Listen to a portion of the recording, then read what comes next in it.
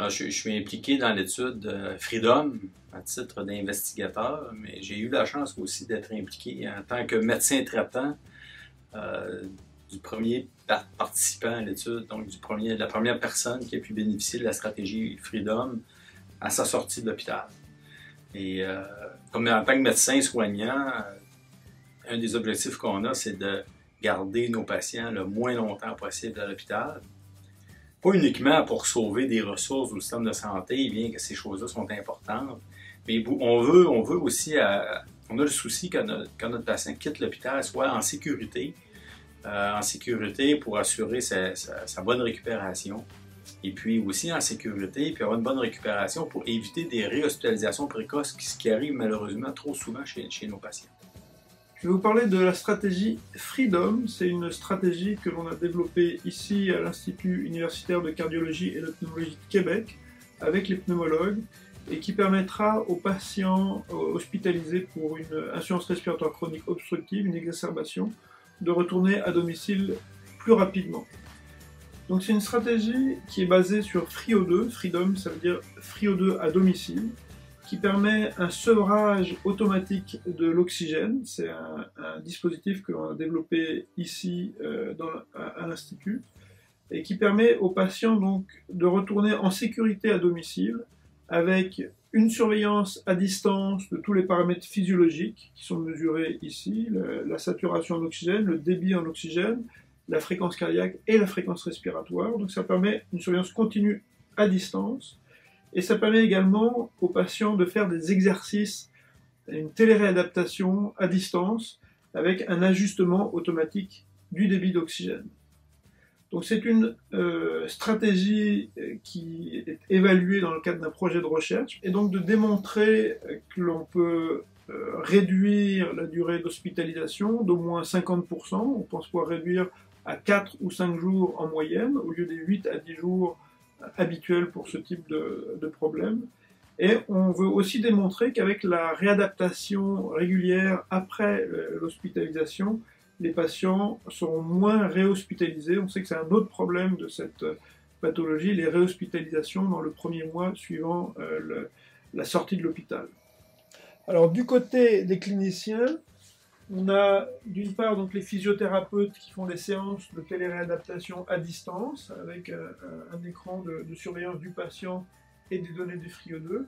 Et le clinicien peut surveiller les données du patient avec les données qui sont disponibles en permanence. Là, on voit qu'on a presque 100% du temps un signal avec le patient et on voit qu'il est plus de 90% du temps dans la cible.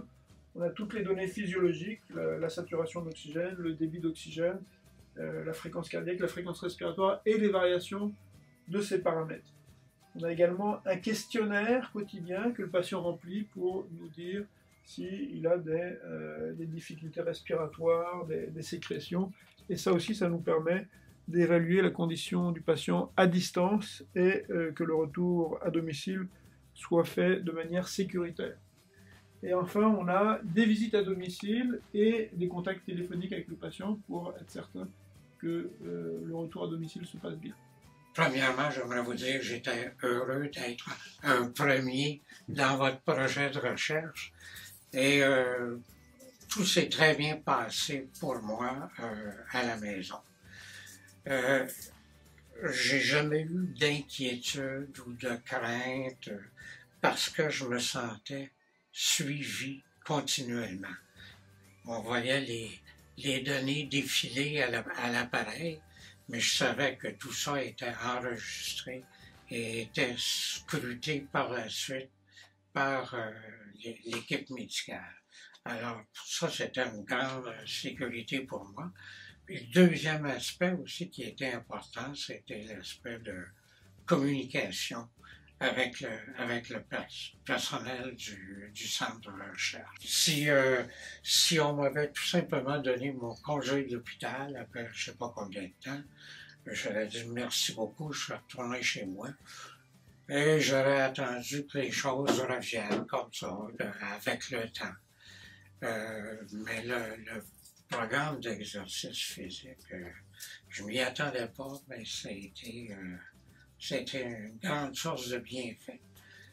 En général, les séances d'exercice avaient lieu le matin et j'étais étonné de constater comment l'après-midi, j'étais beaucoup mieux dans mon souffle, dans mon corps, qu'au début de l'avant-midi. Le retour précoce à la maison a eu pour effet de dédramatiser la maladie.